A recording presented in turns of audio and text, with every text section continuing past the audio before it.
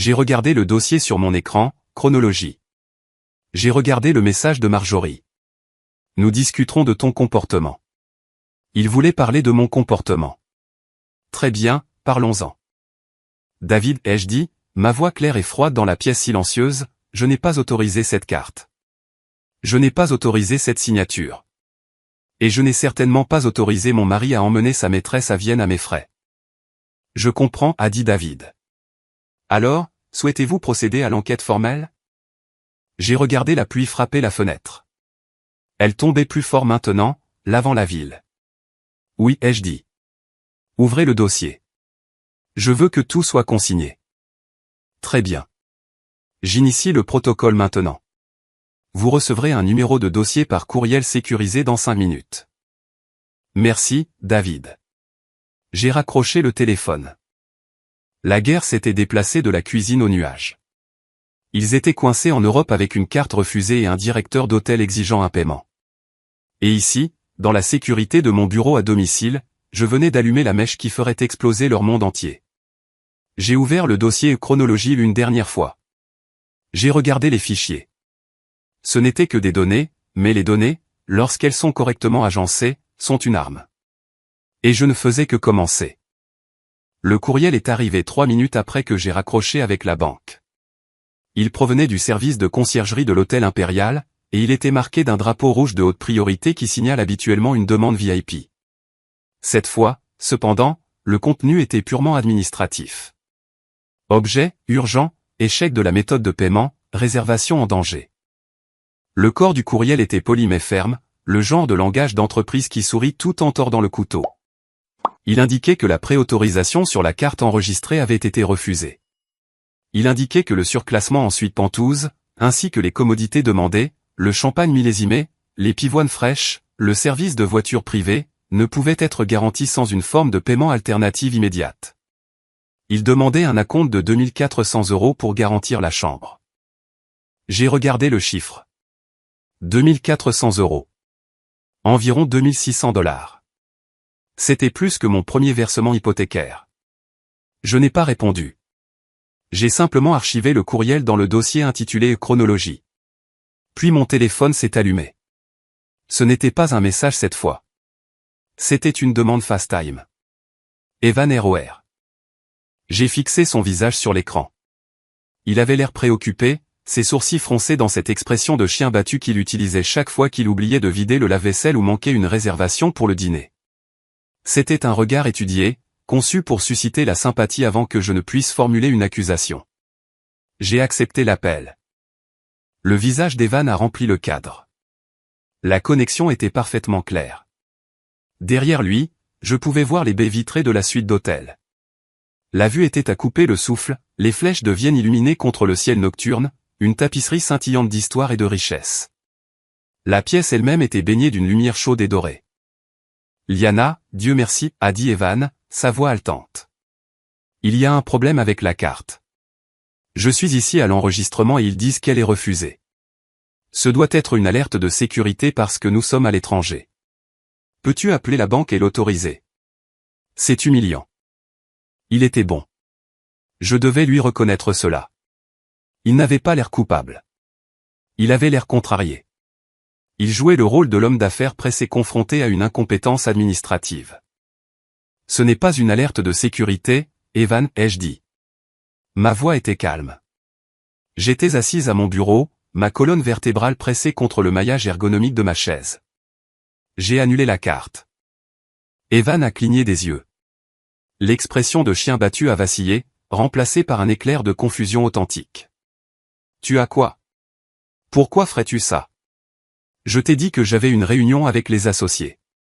J'ai dû réserver la chambre à la dernière minute. Tu es à Vienne, ai-je dit.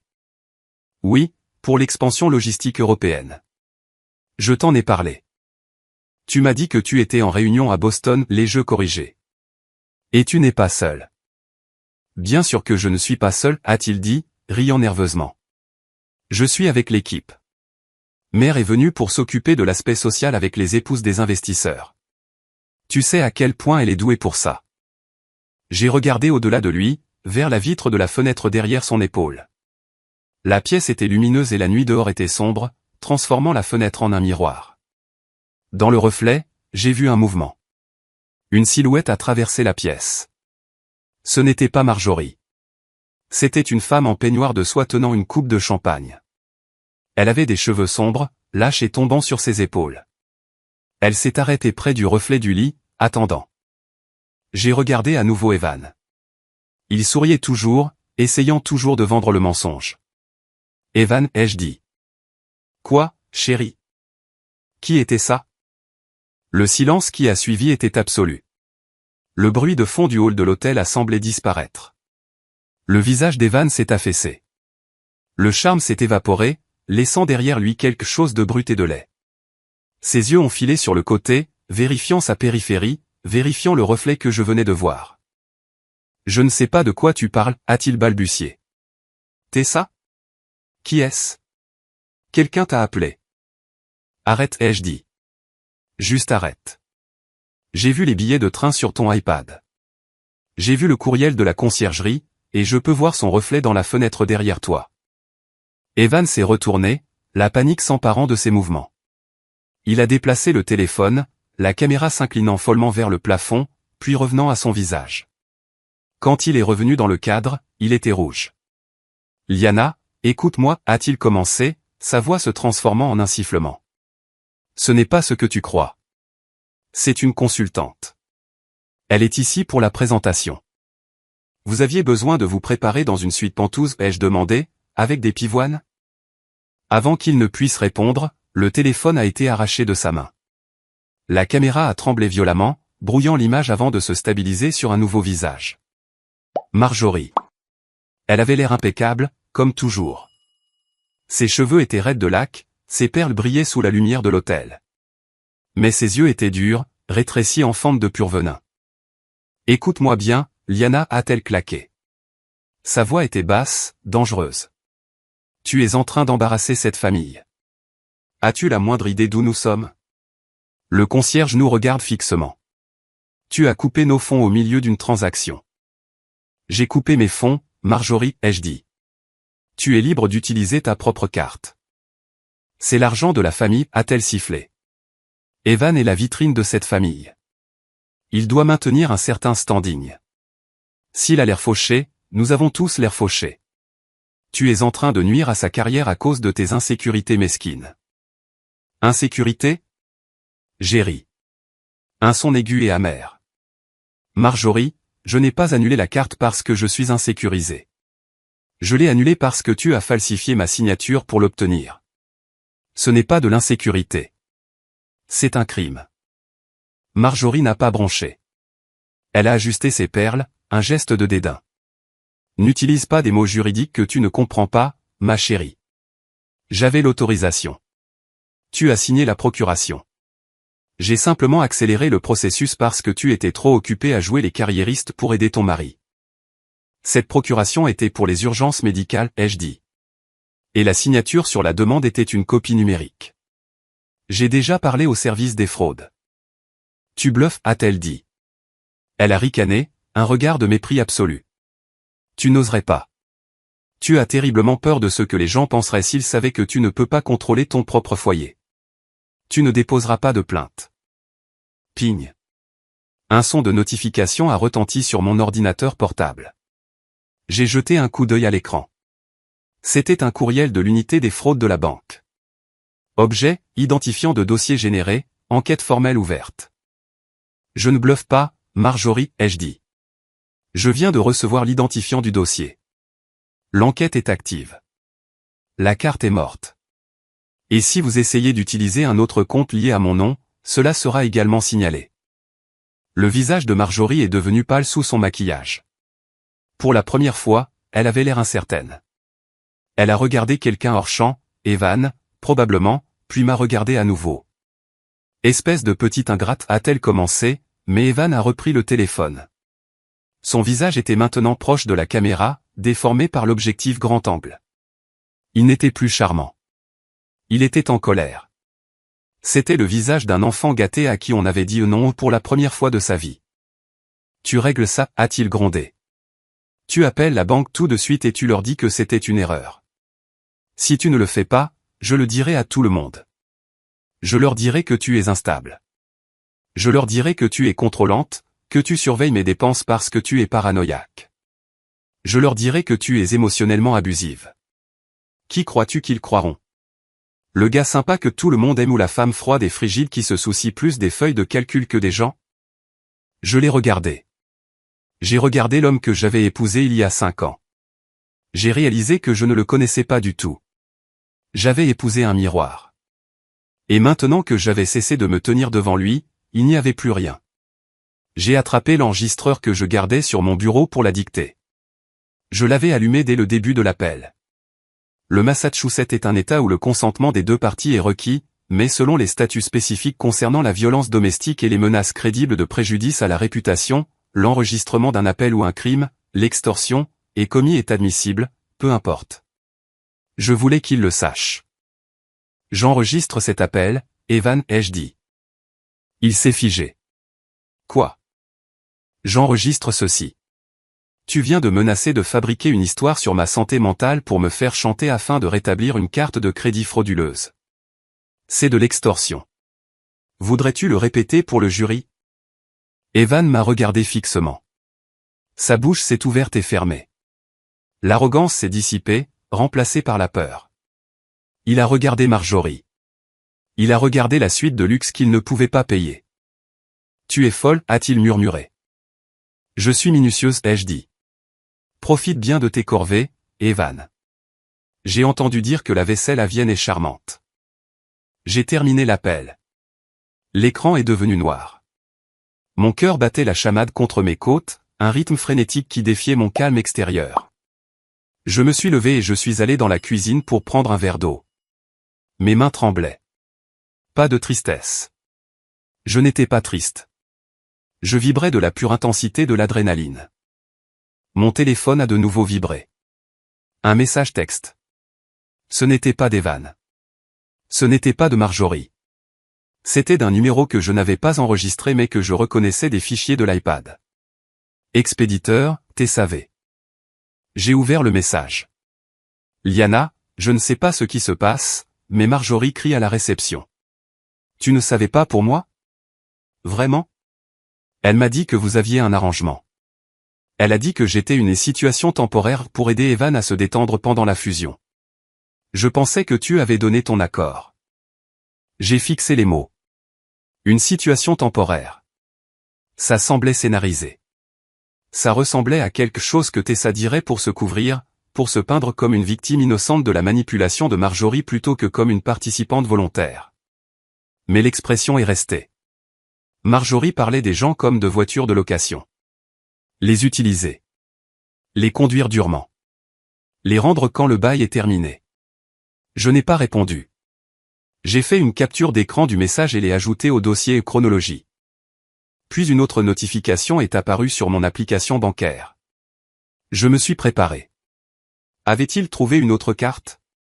Avait-il essayé de vider les économies? J'ai ouvert l'application. C'était une alerte de transaction de notre compte courant joint. Le seul compte que je n'avais pas encore gelé parce que le prêt hypothécaire en était prélevé automatiquement. Alerte de transaction, virement sortant. Montant, $5 000.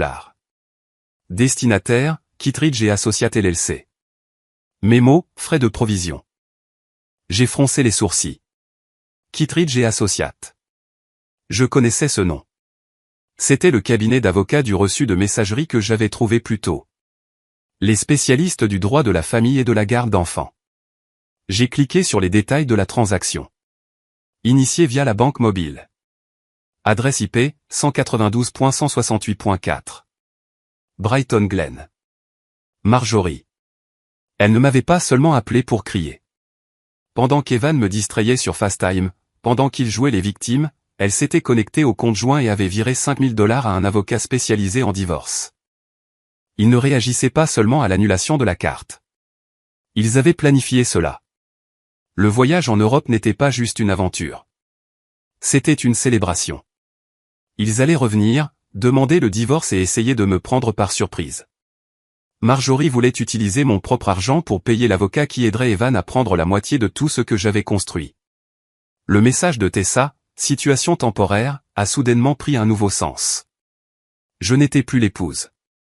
J'étais l'obstacle, et ils étaient en train de vider le plateau. Je me tenais au centre de ma cuisine. Le verre d'eau dans ma main tremblait, l'eau débordant sur mes doigts. Ils pensaient m'avoir devancé. Ils pensaient qu'en engageant un avocat en premier, en s'emparant du récit, ils pourraient m'écraser. J'ai posé le verre sur le comptoir. Faux, ai-je murmuré à la pièce vide. Ils avaient commis une erreur fatale. Ils avaient utilisé le compte joint pour payer, ce qui signifiait que j'avais le reçu. J'avais l'adresse IP. J'avais la preuve qu'ils dilapidaient les biens matrimoniaux pour financer une attaque juridique contre moi, initiée par un tiers, Marjorie, qui n'avait aucun droit légal sur ce compte. Ils se préparaient à me frapper, mais ils venaient de me donner le marteau. J'ai pris mon téléphone et j'ai composé le numéro de la seule personne que je connaissais qui pouvait transformer ce désordre en un massacre. Il était temps pour la frappe préventive. Le trajet en ascenseur jusqu'au 35e étage du bâtiment de North Glass Risk System durait habituellement 45 secondes. Je le savais parce que je l'avais chronométré lors de ma première semaine, et au cours des 7 années qui ont suivi, c'était devenu un espace de décompression, une transition verticale entre le monde chaotique d'en bas et le sanctuaire ordonné de mon bureau. Aujourd'hui, cependant, l'air dans la cabine semblait rare, recyclé, vicié. Lorsque les portes se sont ouvertes, le bourdonnement de la salle des marchés m'a frappé, mais il semblait différent. La cacophonie habituelle des téléphones qui sonnent et des analystes qui crient a semblé baisser de volume au moment où j'ai posé le pied sur la moquette. Jessica, la réceptionniste, qui me saluait habituellement avec une mise à jour détaillée sur son Golden Retriever, n'a pas levé les yeux. Elle tapait furieusement, les yeux rivés sur son écran. « Bonjour, Jessica, ai-je dit. » Elle a sursauté, sa main flottant jusqu'à sa gorge. « Oh, salut, Liana. Je ne t'avais pas vu. » Elle était une très mauvaise menteuse. L'écran de son ordinateur se reflétait dans la cloison vitrée derrière elle. Elle ne travaillait pas. Elle était sur une discussion de groupe, et là, en texte bleu gras, j'ai vu le nom Marjorie W. mentionné. Je suis passé devant elle, mes talons s'enfonçant dans la moquette grise et moelleuse. Ma colonne vertébrale était droite, mon visage un masque d'indifférence professionnelle, mais à l'intérieur, mon estomac se tordait en nœuds. Marjorie les avait atteints. Bien sûr, elle l'avait fait. Marjorie Whitlock était une donatrice du fonds de responsabilité d'entreprise de North Glass. Elle jouait au tennis avec la femme du PDG.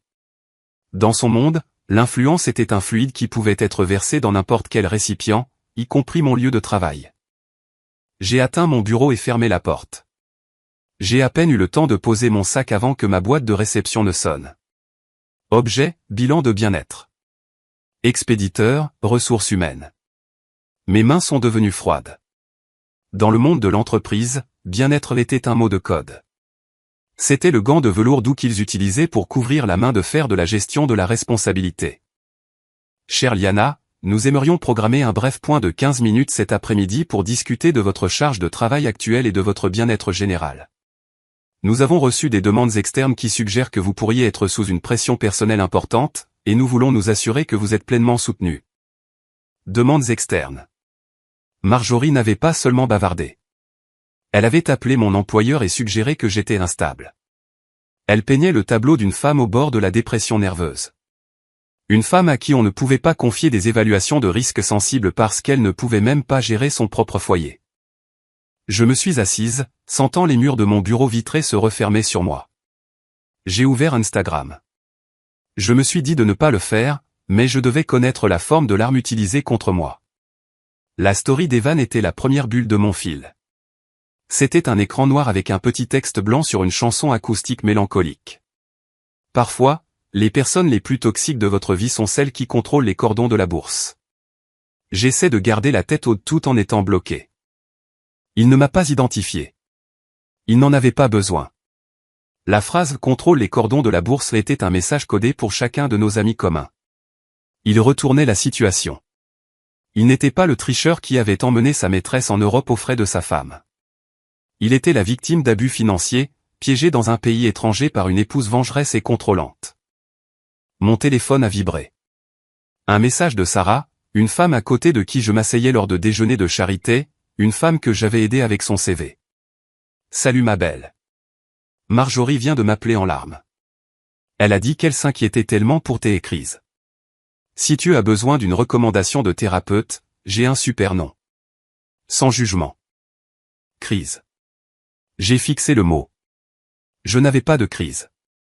J'avais un score de crédit de 850 et une éthique de travail implacable. Mais la vérité n'avait pas d'importance. Le récit, si. Et en ce moment, Marjorie et Evan écrivaient ma biographie en temps réel. Et ils l'écrivaient dans le genre d'un thriller psychologique où j'étais la méchante. Je me suis levé. Je ne pouvais pas rester ici.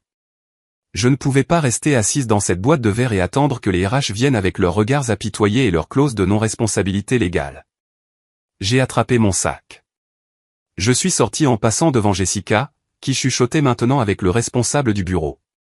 Je prends une journée personnelle, ai-je dit, sans ralentir le pas.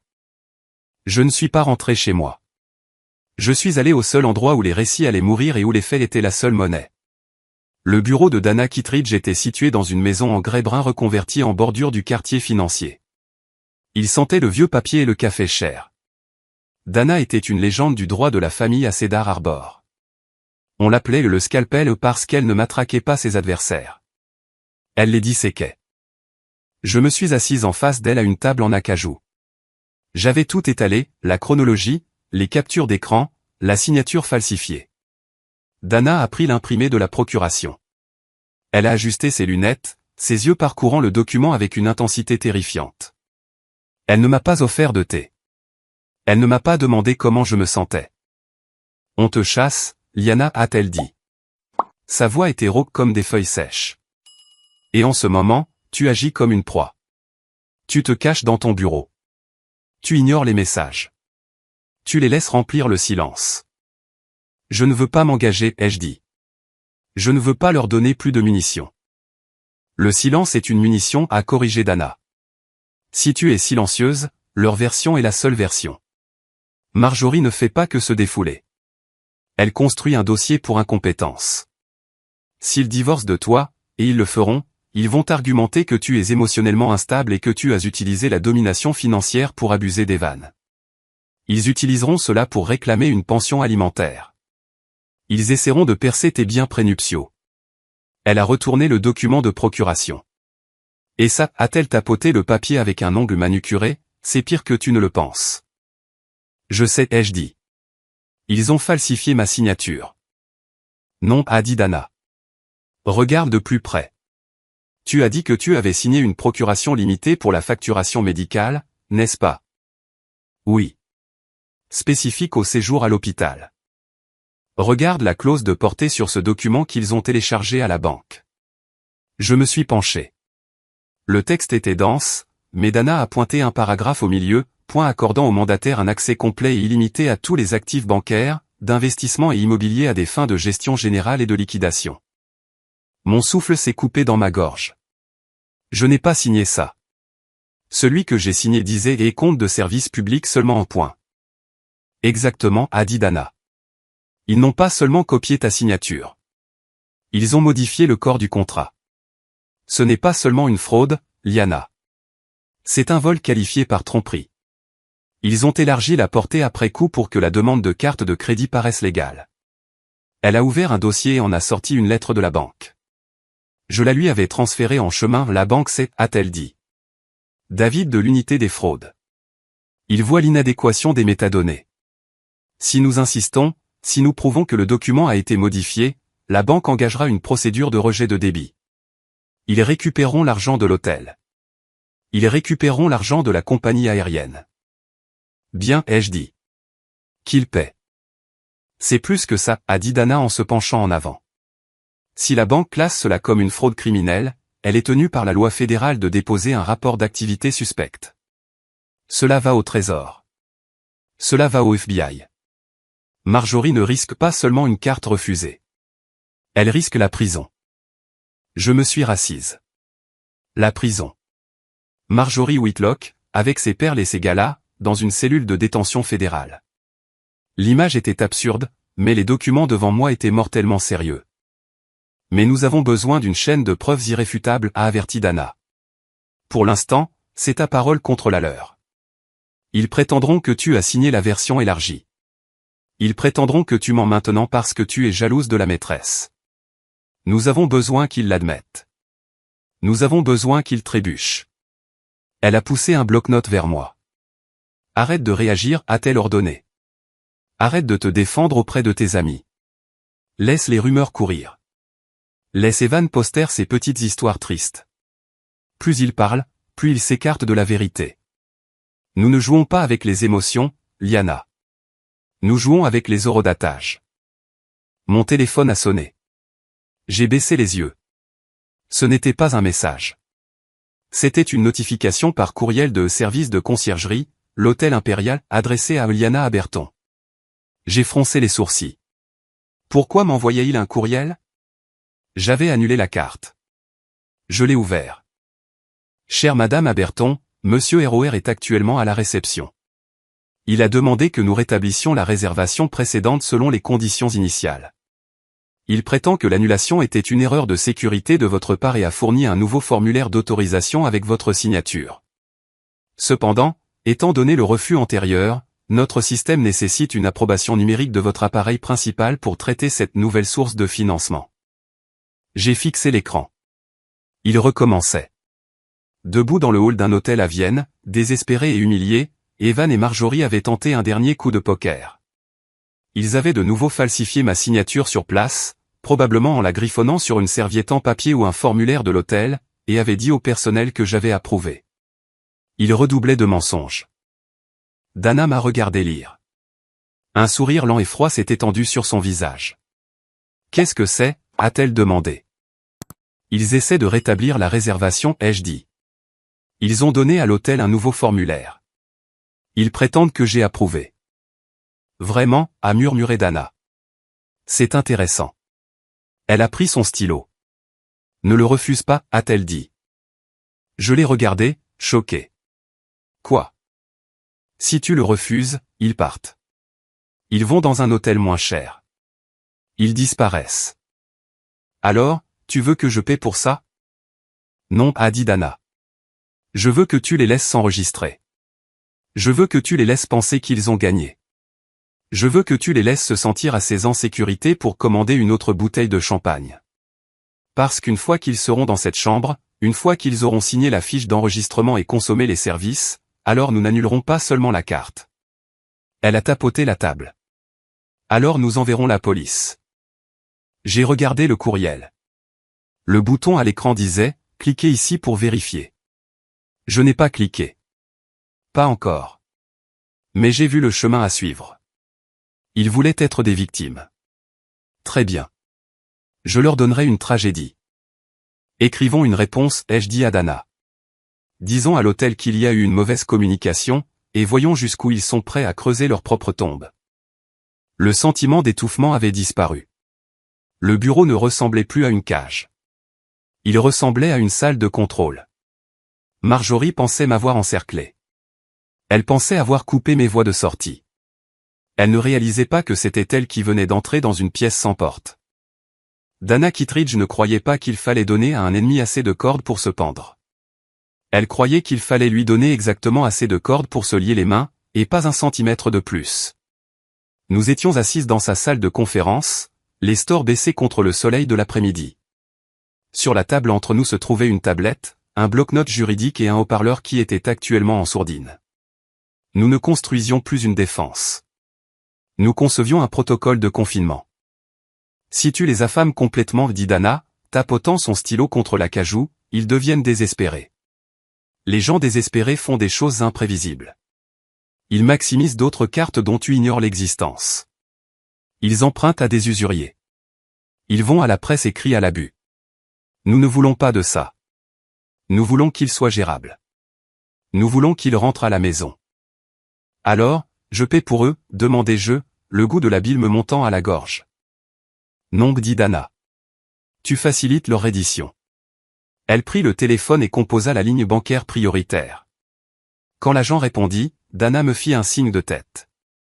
C'était à mon tour de parler.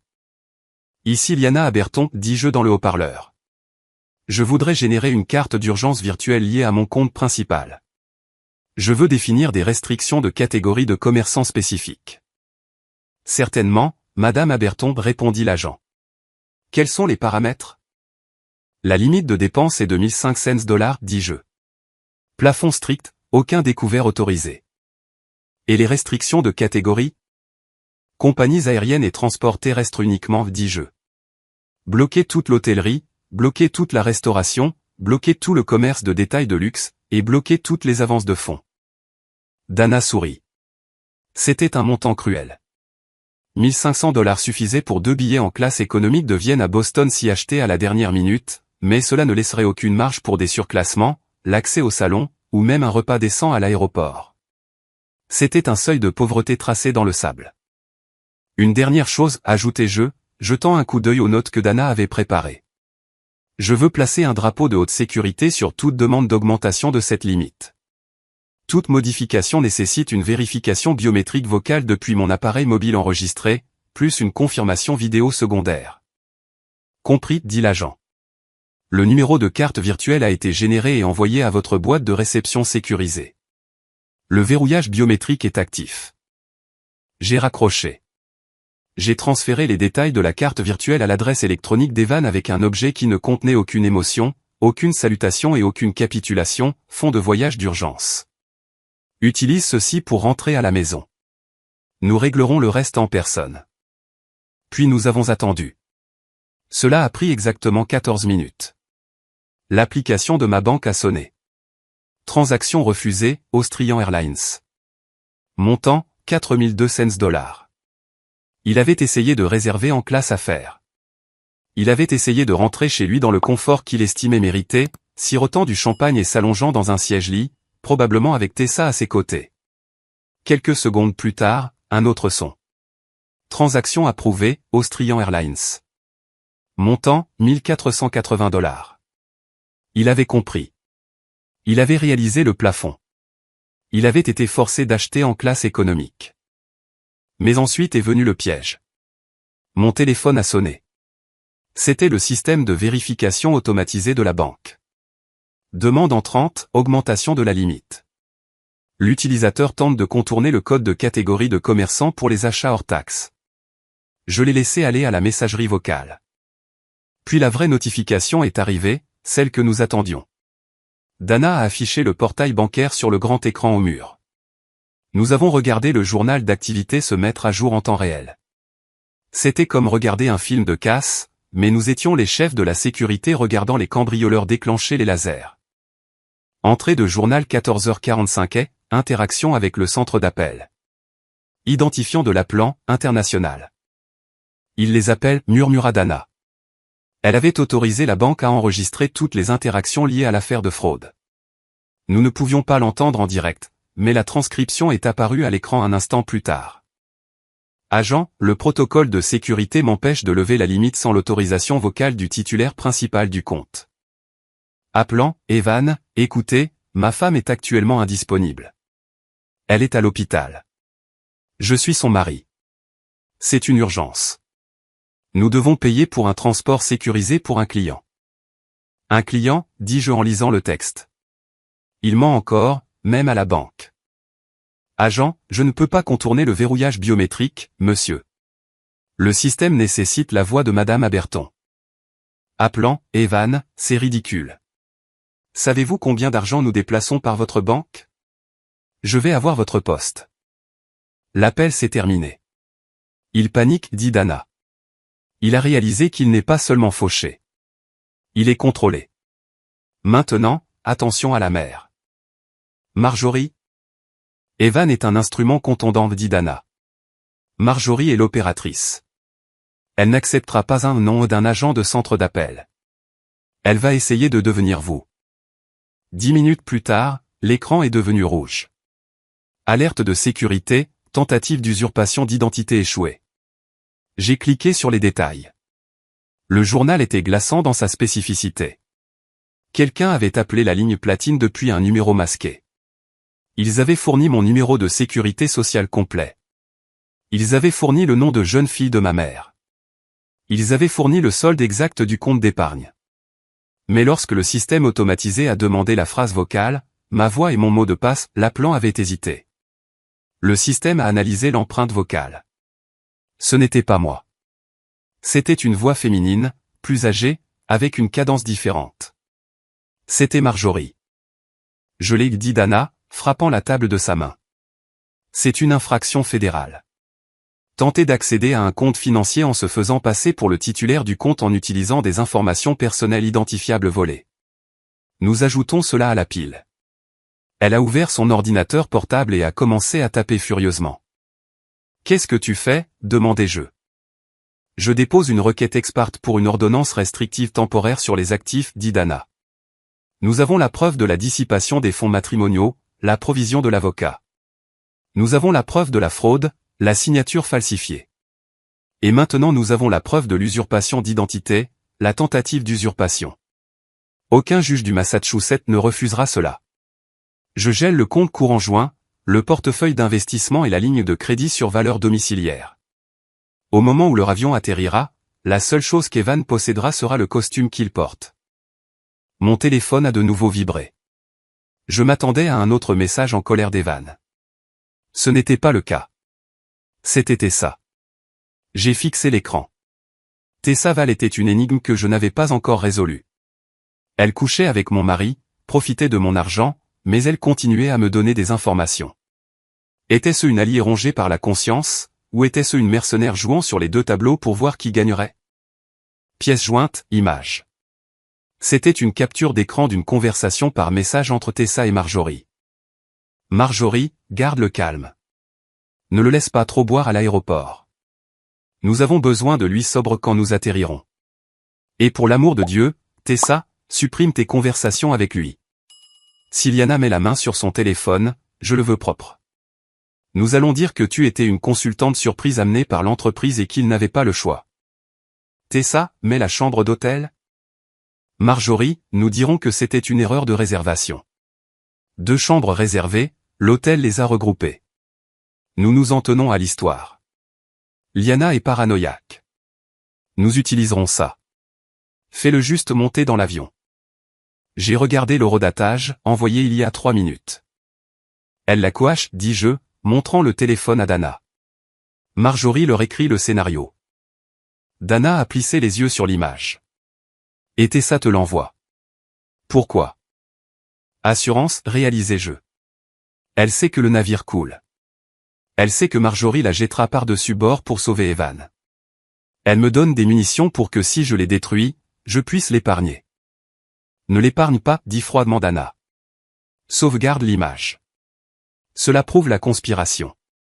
Cela prouve la préméditation. Marjorie n'est pas seulement une mère qui protège un fils. Elle est l'architecte de la campagne de manipulation psychologique. Mais ne fais pas confiance à cette fille. Elle est toujours en voyage. Elle mange toujours la nourriture. Elle couvre juste ses arrières. J'ai sauvegardé l'image dans le dossier chronologie. Le dossier se remplissait. Il contenait la mort de mon mariage, organisé par date et taille de fichier. La requête est déposée, dit Dana, appuyant sur une dernière touche. Le gel devrait atteindre le système bancaire dans environ 2 heures. Juste assez de temps pour qu'ils embarquent. Ils ne pourront pas s'acheter un café en atterrissant, dis-je. Ils ne pourront pas payer un taxi, corrigea Dana. J'espère qu'ils aiment marcher. Une nouvelle notification de courriel est apparue. C'était de la compagnie aérienne. Parce que la carte virtuelle était liée à mon courriel, la confirmation de l'itinéraire m'est parvenue. Confirmation électronique Austrian Airlines. Je l'ai ouverte. Vol OS 91. Vienne à Boston. Départ 17h30. Passager, 2. J'ai parcouru les noms. Evan ROR, Tessa Val. C'était là. L'insulte finale. Il avait utilisé les fonds d'urgence, l'argent que je lui avais donné pour rentrer à la maison et sauver son mariage, pour l'amener avec lui. Il ne pouvait pas la laisser derrière. Ou peut-être était-il trop faible pour lui dire non. J'ai regardé les attributions de siège. Rangées 32A et 32B et économique. Ils étaient assis ensemble. Il ramenait sa maîtresse dans ma ville, à mes frais, pour se battre contre moi pour ma vie. J'ai ressenti un étrange sentiment de calme s'installer en moi. C'était le calme d'un expert en démolition qui a fini de câbler le bâtiment et se dirige maintenant vers le détonateur. Ils sont dans l'avion, ai-je dit à Dana. Bien, dit-elle.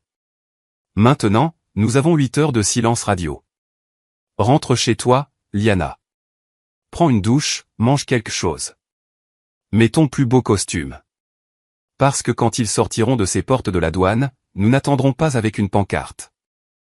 Non, dis-je en fermant mon ordinateur portable. Nous attendrons avec un huissier. Exactement. Je me suis levé. Je me sentais plus légère que je ne l'avais été depuis des années. La carte noire était partie. L'argent était gelé. Le mari était démasqué. Je suis sorti du bureau et j'ai respiré l'air frais du soir de la ville. Je n'ai pas regardé en arrière. J'avais un piège à tendre. Et l'aéroport attendait. Les portes automatiques de l'aéroport international Eder se sont ouvertes avec un sifflement pneumatique aigu, laissant entrer une bouffée de gaz d'échappement et le froid humide du soir. C'était une odeur que j'associais autrefois à l'excitation, les vacances, les retrouvailles, la promesse d'un nouvel endroit. Maintenant, elle sentait la scène de crime. Dana Kittredge et moi nous tenions près de la barrière qui séparait la foule en attente des passagers sortant de la douane. Nous ne tenions pas de pancarte. Nous ne tenions pas de fleurs.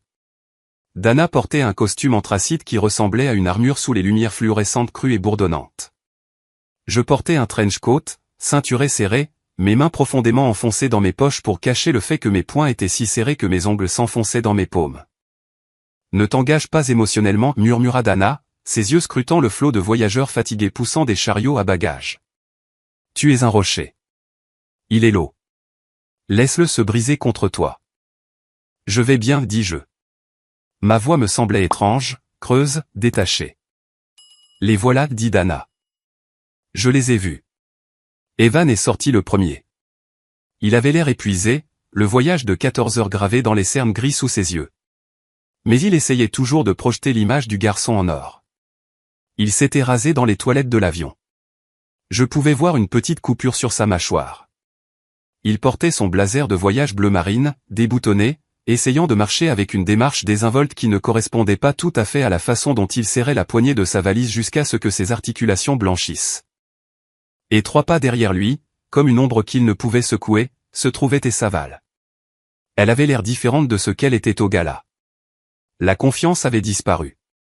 Elle portait un manteau en cachemire beige, un manteau que je savais coûter environ $3000 parce que j'avais vu une tentative de débit similaire sur la carte avant de bloquer la catégorie des articles de luxe. Elle serrait un sac à main de créateur contre sa poitrine comme un bouclier. Ses yeux parcouraient le hall des arrivées, nerveuse, incertaine de ses appuis. Elle ne ressemblait pas à une maîtresse. Elle ressemblait à une complice qui venait de réaliser que le chauffeur de la fuite n'avait pas de carte. Evan a balayé la foule du regard. Ses yeux sont passés sur les familles qui s'étreignaient, les chauffeurs de limousine avec des iPads, puis ils se sont fixés sur moi. Pendant une seconde, son visage s'est décomposé de soulagement. C'était authentique, et cela le rendait écœurant. Il pensait vraiment que j'étais là pour le sauver. Il pensait que le courriel de voyage d'urgence était une offre de paix, un signe que je m'étais calmé et que j'étais revenu à mes réglages d'usine, l'épouse dévouée et résolvant les problèmes. Il a accéléré le pas, laissant Tessa se démener derrière lui. Il a poussé son chariot vers moi, l'abandonnant à quelques mètres, et a ouvert les bras.